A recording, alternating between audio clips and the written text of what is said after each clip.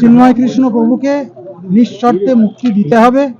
সেখানে হিন্দুদের ওপর তার মঠ মন্দির সাধু সন্ত তাদের ওপর যে অত্যাচার হচ্ছে সেটা বন্ধ করতে হবে এবং সেই সঙ্গে সঙ্গে সংগঠনের আধিকারিকগুলোকে যে ছেড়ে দেওয়া হয়েছে, যারা কেবলমাত্র বাংলাদেশের পক্ষে বিপজ্জনক তাই নয়, আমাদের ভারতবর্ষের জন্য বিপজ্জনক, তাদেরকে নিয়ন্ত্রণ করতে হবে। না হলে দীর্ঘদিন আমার মা ভাই বোনেরা আত্মীয় স্বজনেরা আমার হৃদয়ের টুকরোরা যদি বাংলাদেশ অত্যাচারিত হয় তার প্রভাব কিন্তু ভারতবর্ষে পড়বে। ভারতবর্ষে যেসব বাংলাদেশিরা আসছে তাদের নিরাপত্তা কিন্তু বিঘ্নিত হবে এবং সেই বিষয়টা পুরো সারা পৃথিবীর মানবতাকে নাড়া দেবে। আমরা কোনো ধর্মের পক্ষ থেকে নয়, আমরা মানবতার পক্ষ থেকে এই নিরাপত্তা দাবি করছি।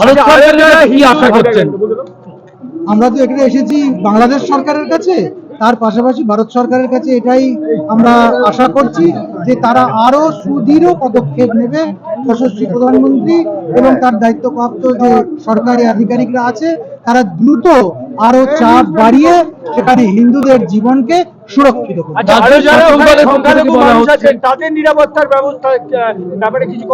আমরা মানবতার পক্ষে বলছি, শুধু মানুষ, শুধু হিন্দু নয়, মানুষ সবাই।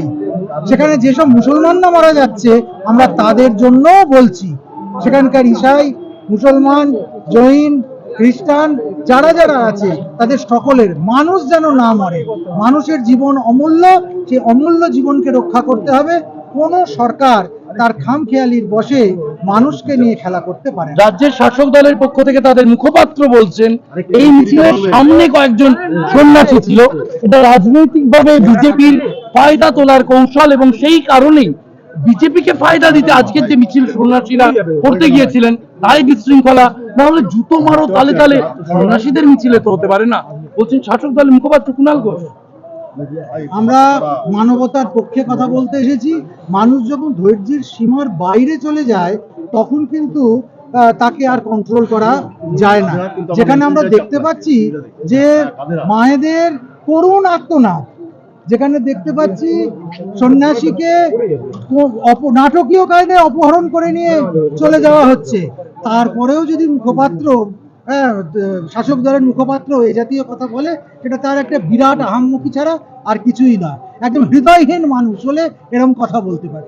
হাই কমিশনার যার সাথে আপনার কথা হলো, ডেপুটি হাই কমিশনার, তারা বাংলাদেশ সরকারের কাছে কি বার্তা পৌঁছে দেবেন, এরকম কোনো অ্যাসিওরেন্স বা কোনো আশ্বাস দিয়েছেন?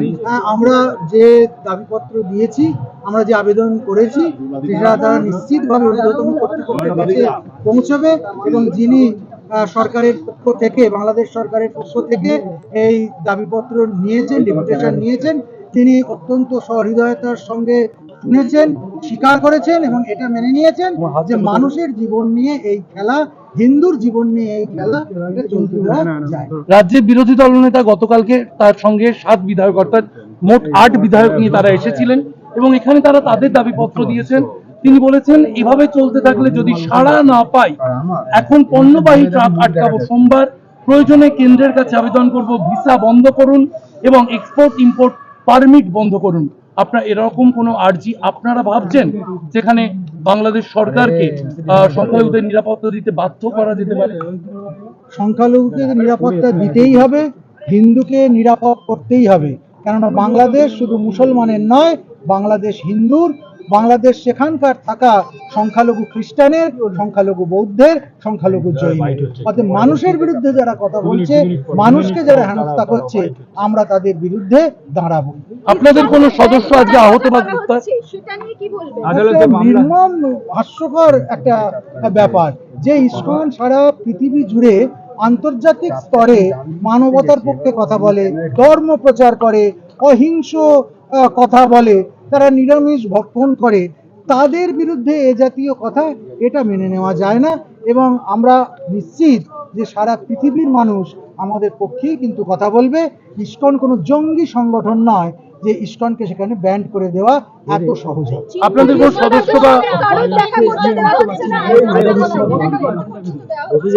এই জন্যই আমরা আতঙ্কিত হচ্ছি যে চিন্ময় কৃষ্ণ দাসের ওষুধ ঠিক মতো পৌঁছচ্ছে কিনা, তিনি প্রসাদ ঠিক মতো পাচ্ছেন কিনা। আমাদের কাছে শেষ খবর আছে কালকে দুপুরবেলা একবার প্রসাদ গেছিল, তারপর তার খাওয়া পর্যন্ত বন্ধ হয়ে গেছে। জল পাচ্ছেন কিনা, তার শরীর কেমন আছে, তিনি কেমন আছে, কিছুই জানতে পারা যাচ্ছে না। একজনকে বন্দি করবার পর এইভাবে গুম করে দেবার প্ল্যান, এটা কিন্তু কখনোই সহ্য করা যায় না। আজকে কোনো সদস্য গ্রেপ্তার বা আহত? না, মানুষের জীবন নিয়ে খেলা করা, সন্ন্যাসীর জীবন নিয়ে খেলা করা কোনো দেশেরই আভ্যন্তরীণ বিষয় হতে পারে না। যদি সেই সন্ন্যাসী কোনো অন্যায় করত, কোনো অপরাধ করত, তাহলে আমরা সেটা খানিকটা হলেও বিবেচনা করতাম।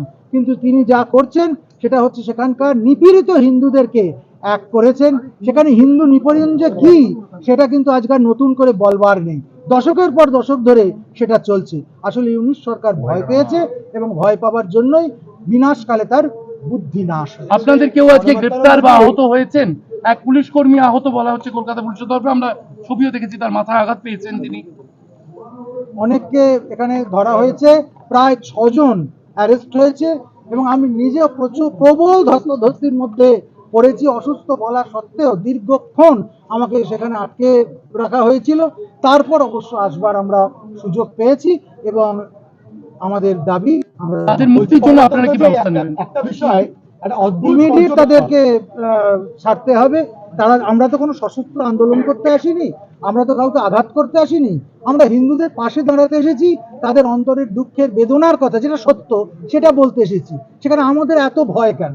বলছি, একটা অদ্ভুত বিষয় দেখা যাচ্ছে, ঠিক যে সময় বারবার করে এই মোহাম্মদ পাকিস্তানের যুদ্ধের সামনে রয়েছে, সেইখানেই ছাত্র শিবির তারা চীন যাচ্ছে। এই রাজ্যের বামপন্থীরা হিন্দুরা আক্রান্ত হলে বলতে পারেন না। মোহাম্মদ ইউনূসরা কি চাইছেন বলুন তো? চীনের বামপন্থী চীন আর পাকিস্তানের হাত ধরে বাংলাদেশকে অশান্ত করার, নাকি একসঙ্গে ভারতকে অশান্ত করার চেষ্টা করছে? একেবারেই বাংলাদেশকে তারা অশান্ত করতে চাইছে। ভারতের মতো এই উপমহাদেশের সবচেয়ে বৃহত্তর যে শক্তি, তাকে ধ্বস্ত করে দিতে চাইছে এবং এই দিকটাতে সম্পূর্ণরূপে একটা রক্তক্ষয়ী ব্যাপার করে এটা ইসলামিক স্টেট করে দেওয়ার চেষ্টা করছে। ঠিক আছে, আপনার নাম আর রেকর্ডের জন্য আপনার নাম এবং পরবর্তীকালে আমরা আরো বৃহত্তর আন্দোলনের পথে যাব, যেখানে সাধুরা এইভাবে অত্যাচারিত হচ্ছে, যেখানে সাধারণ মানুষ অত্যাচারিত হচ্ছে, আমার মা বোনেরা রক্তাক্ত হচ্ছে, তাদের ইজ্জত নিয়ে নিচ্ছে।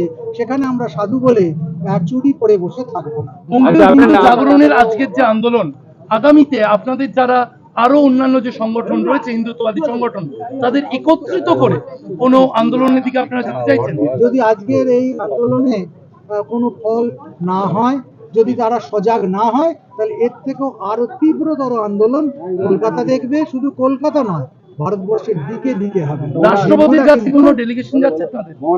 যাবে।